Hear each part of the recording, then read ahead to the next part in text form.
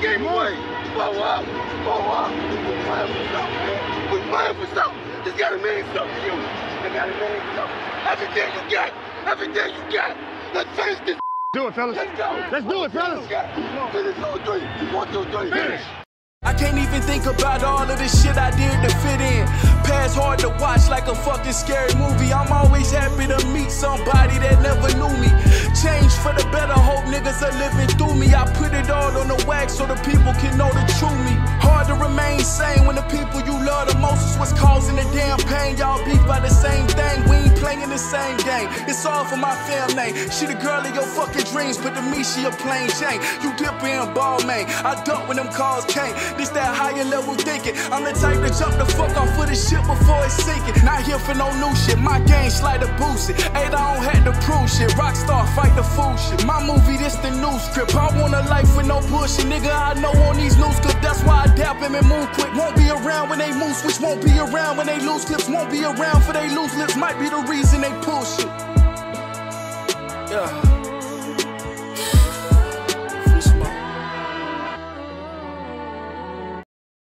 Yo, week 1 was an exciting week, yo.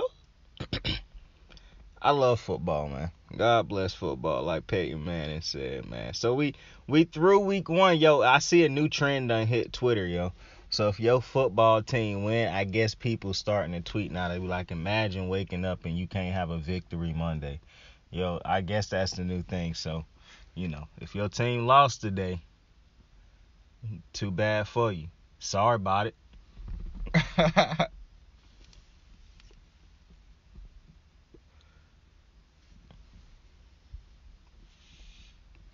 But like they say on Mulan, bro, let's get down to business.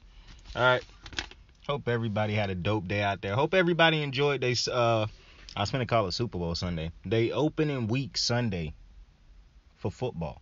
The NFL. We back. Listen, I'm not covering every game tonight. I'm going to do that video tomorrow, all right? I'm going to do the show tomorrow where I cover just about every team because I got to watch the games. I got to go back. I'm not going back and watching every game, but I got to go back and watch at least some highlights. I got to go back and watch, skim through some plays and see, different things. I watched like 3 or 4 different games, so I'm not going to – I done decided this year I'm going to pick like 3 to 4 games to watch. I'll probably watch 2 games in the 1 a.m. block. The only reason I end up watching so many different games is like if somebody getting blown out, I'm not going to stick around that game for too much longer. I always get a team at least, 2 more drives to keep me invested while I'm probably watching another team off to the side because I'm always watching Baltimore. If Baltimore's playing, I'm always going to be watching them at whatever time they play. So that's always going to be a game on unless they like the main primetime game at night or on a night where it's like Monday or Thursday. If they playing at 1 o'clock or 4 something, I'm probably I'm watching them, but I'm probably watching another team also. It just depends. And that 1 o'clock hour, you got a lot of time. You can watch a couple teams. I remember why I watch games with the sound off, and I also remember why I have to watch them with the sound on now. But that's neither here nor there. But I watched a couple games today. I'm going to talk about those. I'll get into other teams tomorrow, basically going through every single team. But tonight on this show, I'm just going to hit a couple points that I noticed. Some of my big takeaways from opening week 1. Aaron Rodgers and the Packers are exactly what I thought they would look like. Like, the defense wasn't bad. It's kind of funny because the Vikings were exactly what I thought they would look like also. A bunch of yards that, they ended up getting a win, but they should have won this game by way more than what they did. Point blank. I think they won the game 7-20 something. They should have put up 30 to 40 points on a Packers team that could not score the ball. But when you look at Kirk Cousins, you just realize throughout watching him play, like, it's a lot of plays he leave out on the field. It just is what it is. Like, people can blame the coaching, people can blame the running backs, the play. Kirk Cousins just leave a lot of plays out on the field. And that's a shame because you go up by this type of score and it's like he go to sleep. He go down big and late in the game it's like he wake up. So I don't truly understand it with Kirk, but it is what it is. Shifting to Aaron Rodgers, though. So they don't have Devontae Adams now.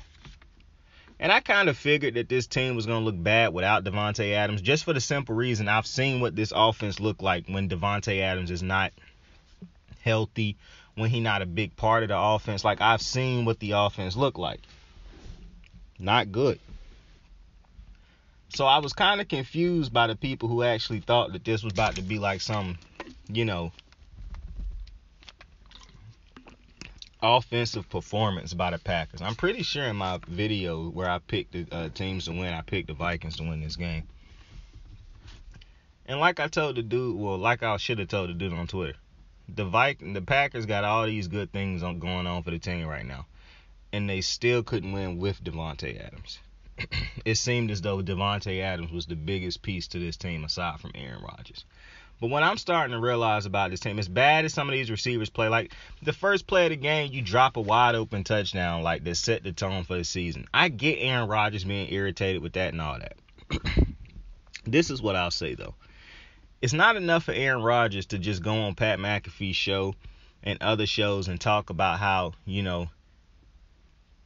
he respects his teammates and yada, yada, yada, how they good. I don't care about that. In the moment, like I criticize LeBron for having terrible body language to be a leader of a team, like the moment that I use for LeBron all the time is like one of the worst moments of displays of leadership is him in the JR situation. To publicly embarrass JR like that in that moment, I understand the pressure, I understand the situation, I understand everything people are going to say to try to excuse LeBron in that moment. But LeBron would tell you that is not how a leader should handle that situation. If he could go back and have that situation back, I promise you he would handle that different. Because not only do you start to sulk and pout and visibly show your frustrations as a leader in a way that's not like he visibly showing us he pissed off, we got to be better. No, you visibly showing this like a demeaning thing now. Like your attitude and your body language is demeaning at this point. Like, it's going to hit people the wrong way, and you kill JR's confidence. Now, other dudes on the team probably like, shit, now we can't fuck up because, like, dude, Matt. You know what I'm saying? So that's not what you want your leader to ever do. Obviously, every leader going to have a moment where they blow up and whatnot, but LeBron have too many moments where I think his leadership was coming in, where I would question his leadership. And one of the things is body language. Aaron Rodgers have to have better body language. It's not enough to just be one of the greats of your sport, one of the greats at your position. You have to be, and I understand Aaron Rodgers saying to himself like, I've been in this game for a long time, I've paid my dues, yada, yada, yada. But being a leader don't never stop, bro. Like, I don't know what this notion is that, just because you played for a long time and you've accomplished a lot of things that you can just be a bad leader. That's the shit that got the Steelers fucked up with Ben Roethlisberger, thinking that just because he had accomplished some things in his career that he could just be a bad leader. That type of thing is what killed teams. And when you have, and this is what I can't understand this for the life of me. We talk about how quarterbacks make receivers better. I was a person who said I don't think Aaron Rodgers really make his players better. He is great with Devontae and great receivers. But as far as like his young receivers and no-name receivers, he don't really make them better. He prefer not to even throw to them. But I don't think that's a shot at Aaron Rodgers. But I look at a Peyton Manning and I say that's somebody who legitimately made receivers better. He put Marvin Harrison and Reggie Wayne into the Hall of Fame. He had motherfuckers, rest in peace to Demaryius Thomas. He had the people thinking Demaryius and Eric Decker were legitimate all-pro receivers. Neither one of them were. So, I understand that people like to say, this quarterback make everybody better. But that's just not a thing, in my opinion, with certain quarterbacks. And Aaron Rodgers, in my opinion, does not necessarily make, if you give him a great receiver, cool. Like Brady. Brady right now can't necessarily make a young receiver better. And it's not necessarily that he can't make him better. He don't have the patience to make him better. And that's kind of what it is with Aaron Rodgers right now. He's not in the stage of his career where he can make people better. He needs somebody to be great now. He don't have the time to make people better and bring them along. Lamar Jackson do.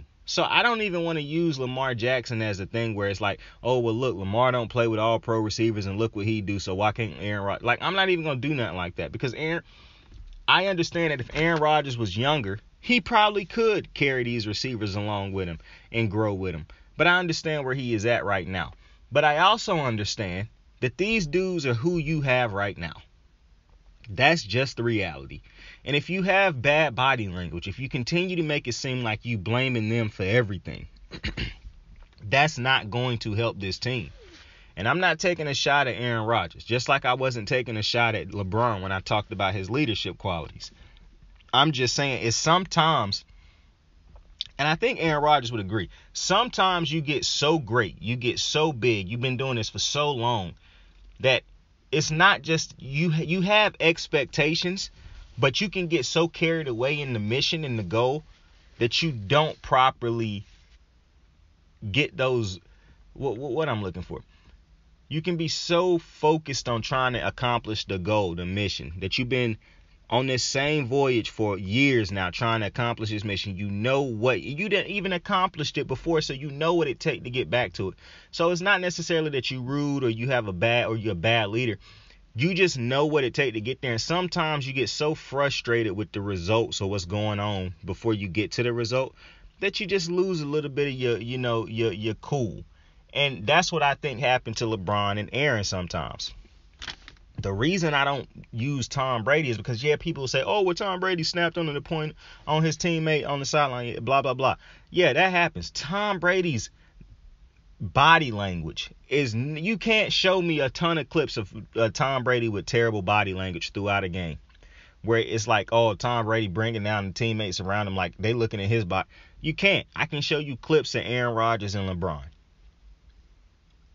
So, and trust me, I'm not comparing these two players' careers. I don't want people to say, oh, he comparing these two. No, just the leadership. I'm talking about, I'm picking apart the leadership qualities. So, in a situation like what Aaron Rodgers finds himself in right now, I just think he got to have, it's no way.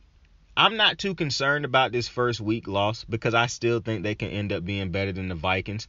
Now, the Vikings can get better off of this first game. My concern is I think Kirk Cousins has a ceiling, bro, and we know what it is.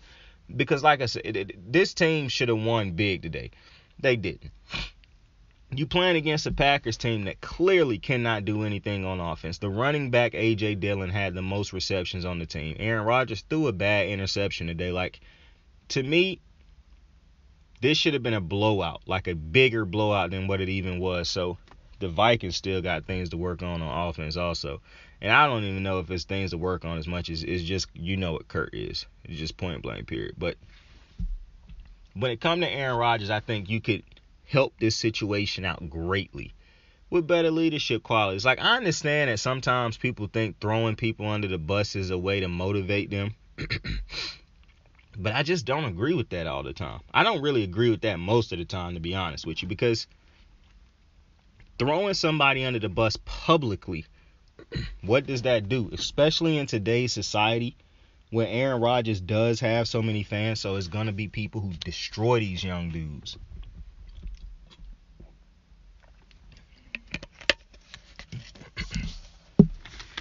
And when you got a bunch of crazy-ass fans going at you on Twitter saying you the reason Aaron Rodgers losing or he can't win a Super Bowl because of you, and you know what I'm saying, that take a toll on the young dude. So I'm just saying, I don't care if he, tough with him behind the scenes. That's cool. But I do think publicly, on the field, you got to be a little bit better. And I understand some people say, oh, he just want the best for him, and they ain't babies, and blah blah blah. Listen, to those people, you can't have a conversation with those people because everything they say is just wild, and they're not gonna stop to think about it. They're just gonna continue to pile on. So I don't have the time for that. But that's all I'm saying with Aaron Rodgers. You lost today, but the loss wasn't even as bad as it could have been. And I don't know if that's because of them, the Vikings, or because of how good the Packers defense will be this year.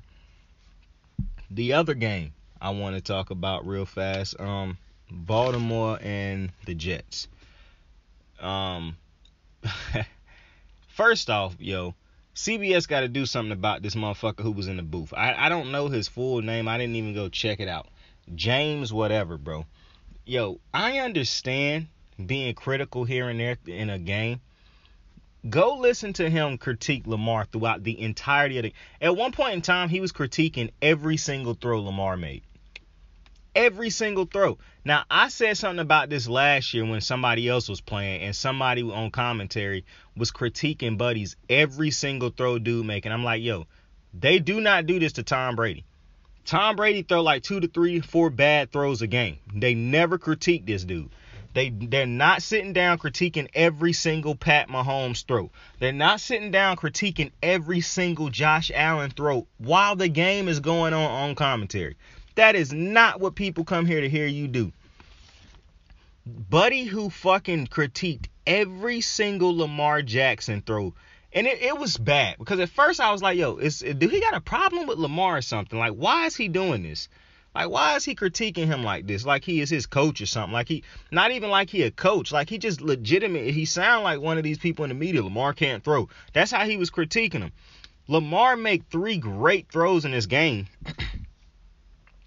He give no credit to Lamar.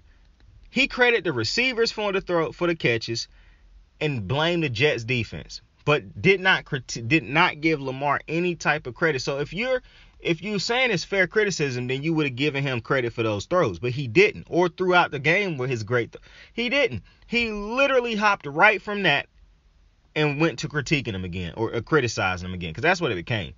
And I'm like, yo, what? I did not turn into the game. See, this is one of the reasons that I turned the game down. Well, I used to turn games down. And I wanted to turn this one down because I'm like, yo, what's going on right now? Like, what is he doing? Like, he really can just sit here and do this right now? So that was strange. On top of that, well, not really on top of that, but the other thing I noticed from this game, yo, Lamar Jackson's not running for free, yo. You got to pay him to scramble, Baltimore. And I heard about the contract that came out. They said it was like a $133 million they offered him, and I guess Lamar said after the game that it wasn't true.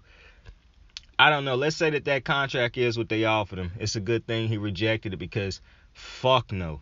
$133 million. Listen, for us broke folks, it's going to be easy for motherfuckers to be like, oh, that's a lot of money he turned. Yeah, shut up. You the same motherfuckers who was saying who was saying Juan Soto selfish for turning down the money he was offered by the Nationals. Shut the fuck up.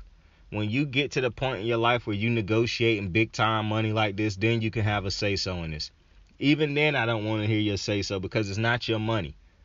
All right, just because you're willing to negotiate less than what your value actually is, or you willing to put a cap on what you feel like your value is, we don't need you doing that for everybody else for you. All right, we good over here. But this is what I want to say about that. $133 million is dog food. Lamar's worth far more. He can make that if he just stay healthy over the next 3 years with the cap. Probably more than that because the cap gonna keep jumping for the quarterback tag that they're going to have to put on. And, you know, I just saw somebody, I think it was Richard Sherman's show I just watched, where he made Tom Brady retiring soon. The Bucs got a lot of good weapons over there. Good team, good coach, good organization now with Bruce Arians up there. Sure will be nice to get a Lamar Jackson over there. I'm just saying, you still got Miami out there too. Because I don't like Baltimore having this man go out there and play on no contract. I don't like that. I don't like it. I'm not a fan of that shit at all. I said that I liked the way he handled it. No. I like the way he handled it. I would not have handled this like this. Lamar done too much for this fucking organization over the last couple years to be going out there and playing on no contract and risking his health. And I understand he been risking his health the last couple years, period, but nah. No shot. No shot. I don't know what else this man got to do. I don't know why the media, the national media, love to. And that's probably one of my biggest problems because it's just narrative pushing at this point. Oh, he can't throw. Oh, he got to make this type of throw. Like, bro, no quarterback is perfect on every single throw they make in a game. It's just not. It's not the case. Like, I love Josh Allen. I saw him make bad throws on Monday night. Still won the game because that's what matters ultimately. some reason dudes want to hone in on Lamar Jackson can't throw. Like I saw this dude, I think his name David Portnoy, from Barstool. I just want to put out, I hate Barstool Sports. And it's kind of crazy that I'm saying this, but I just want to put it like this, and I don't want to sound racist, but this could sound racist, and I don't care. All those white dudes over there at Barstool Sports is irritating as shit, and seem like the type of white dudes I would have a problem with and beat the shit out of, like, every opportunity I had growing up. Like, because those are the type of white dudes is just so irritating to me, bro. Like, they not funny to me. They very irritating. Their opinions on sports is not funny. It's no coincidence that they love some of the most racist fan bases in the world. I just don't find them entertaining at all. And I don't usually speak like this on certain people, you know what I'm saying, on certain. I think the only, like, real companies I talk that, like, I have a legitimate disdain for is, like, What Culture. I really don't like What Culture.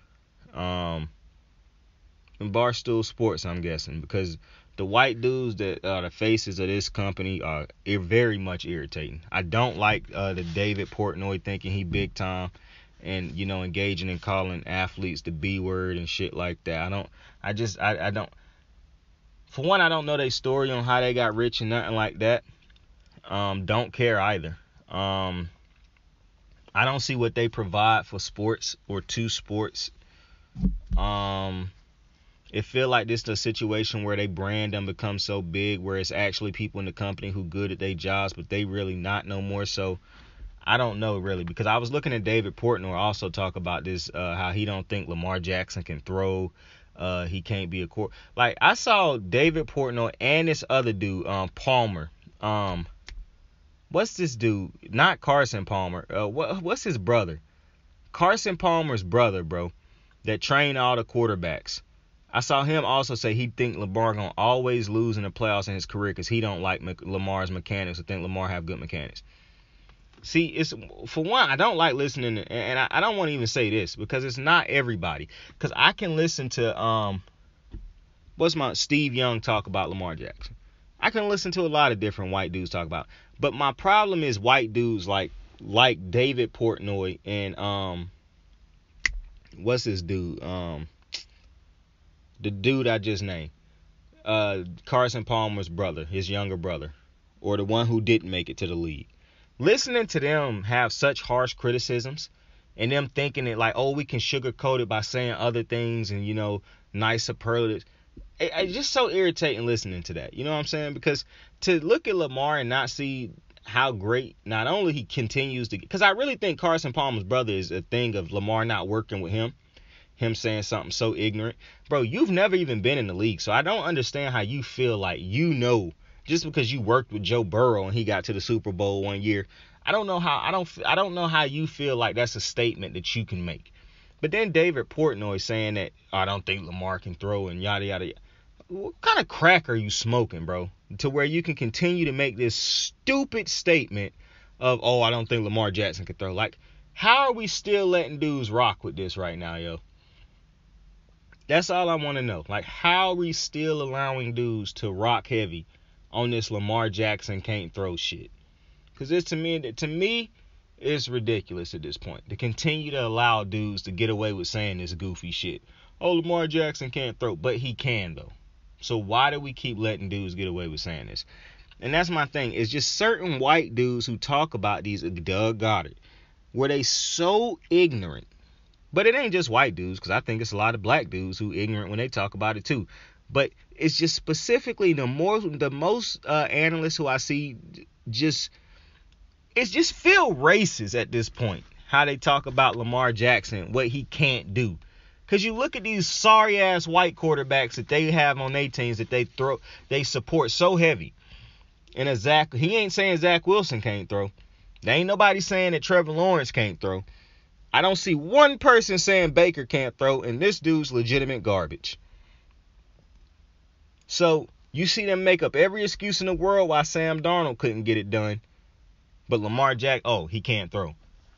Doesn't have far more success than any of them quarterbacks I just named.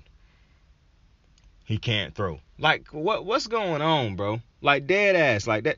To me, I don't want to say it's racist, but I don't have a problem saying it is if it is. I just really don't know what it is at this point. Racism, stupidity, buffoonery, lack of knowledge at sports, like saying shit for clout because everybody else on Twitter want to say it for clout or intention.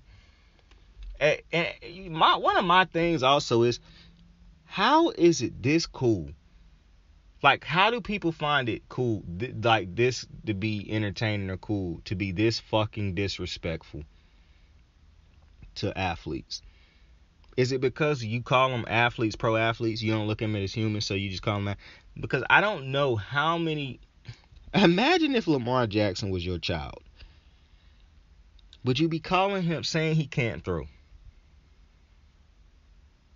Imagine this was your brother, your cousin, somebody you was close with. Would you legitimately be standing here saying that this man cannot throw? Because if Baker Mayfield was my cousin, there's no question I would be calling him trash, just the type of person I am, but we laugh about it. But I would be calling him good online. I'd probably be me and him would be having a conversation. He's trash. Lamar Jackson can throw. But for some reason it's been made cool to lie about saying he can't.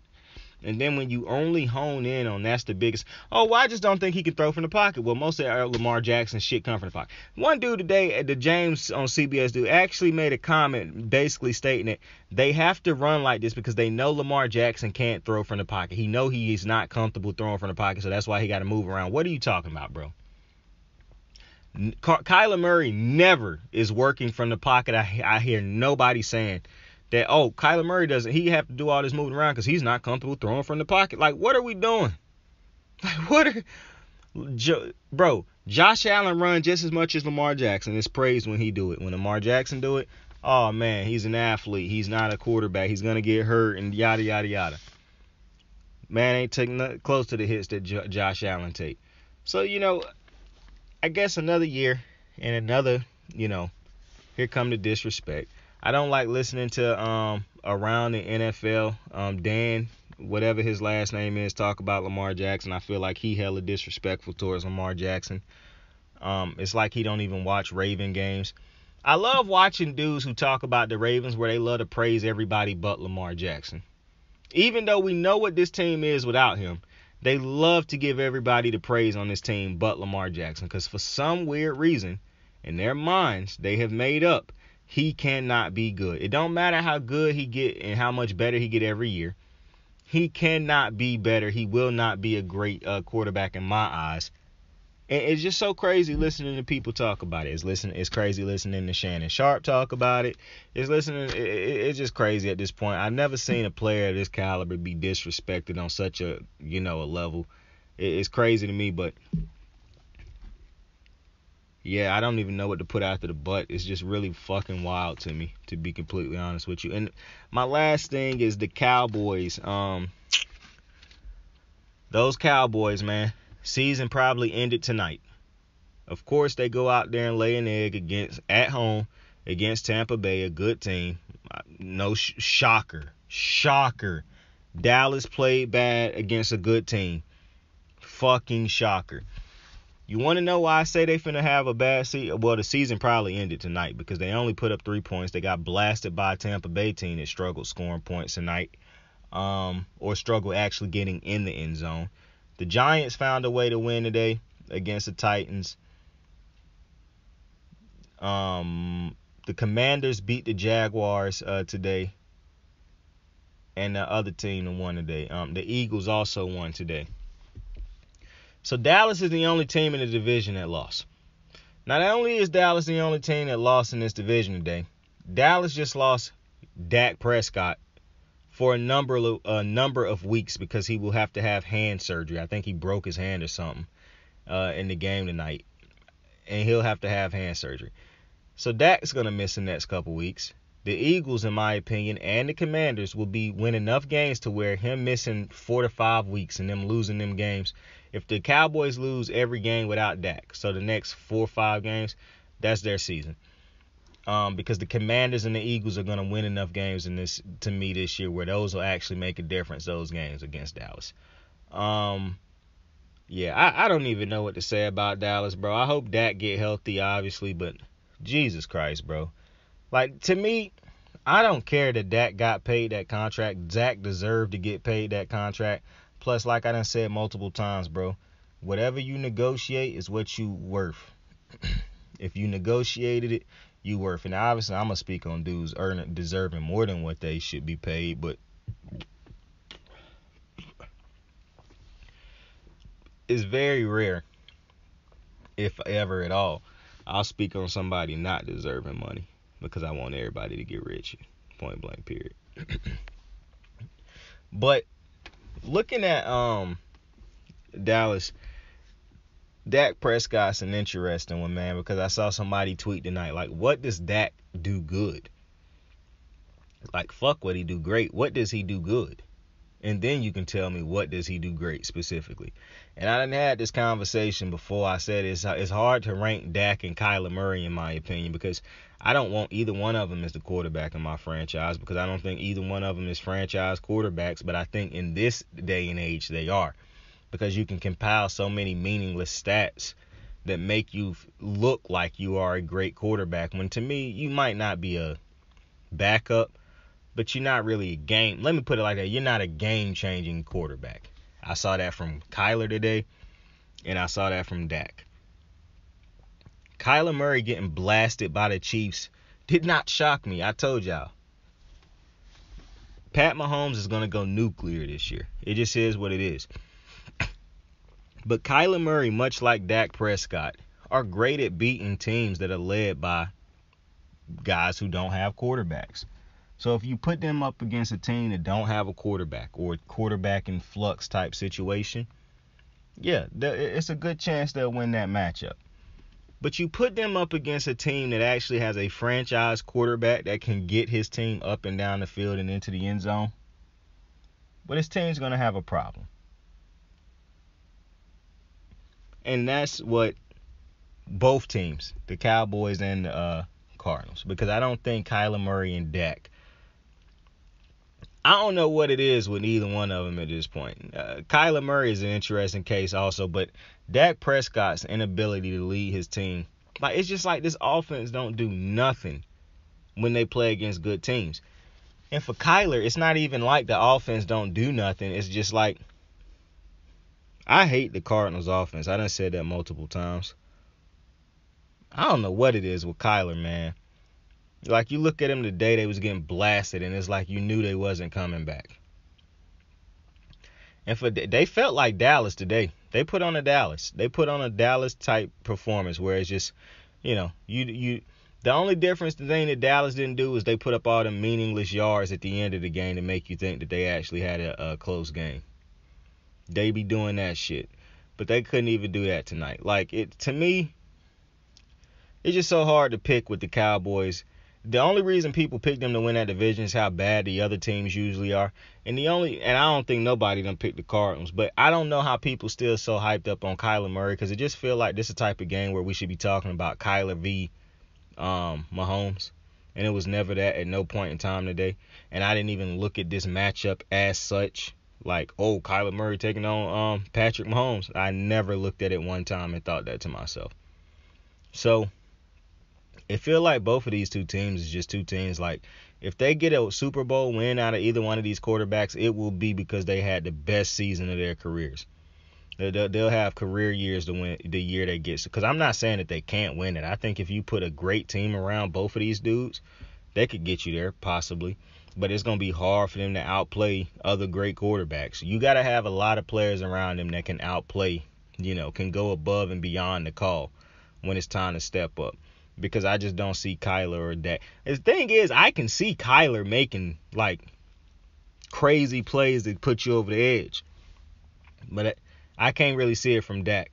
But I still view these two dudes. To me, Kyler Murray is weird. Because watching Dak, I understand what Dak is. It kind of makes sense to me. He consistent with what he is, in my opinion, at this point. I really think Dak is a high-level game manager.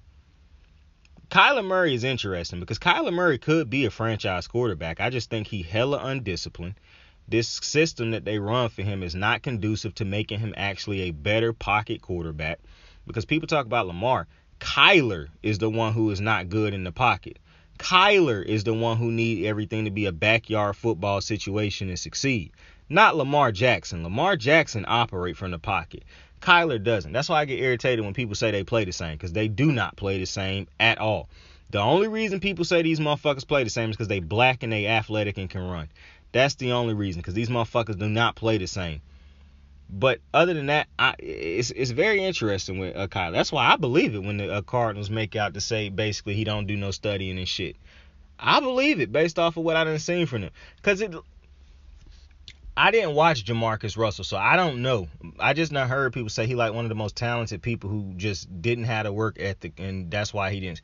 Kyler Murray is hella talented. I agree with everybody who say Kyler is like super talented. I agree with that. Like watching Kyler play, you can clearly see that Buddy is talented.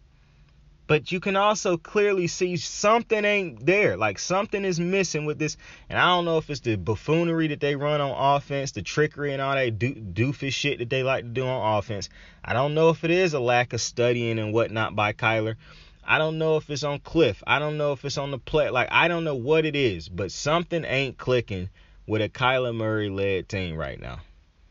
And that's tragic, because down the stretch last year, you thought he was turning the leaf, because even when they was losing the games, you're like, it's all right, they're going to turn it around, they're going to right the No, they got worse as things went downhill down the stretch last year, and they imploded at the end, basically, and went outside. So, with a better leader, you would think that they would be able to right that ship and turn it around, but I don't know, man. This Kyler Murray thing is interesting, to be honest with you, because it's like they already done paid him and Dak, so they ain't going nowhere. And I know somehow Dallas fans and Dallas media will find a way to blame Ezekiel Elliott for this. But like I said, we'll talk about these games tomorrow. I just wanted to address them to those topics specifically. Lamar, Aaron Rodgers, Dak, Kyler. And I appreciate y'all for joining me, man. Just a quick one. I know it's a lot of after shows y'all going to be able to watch after the games come out, man.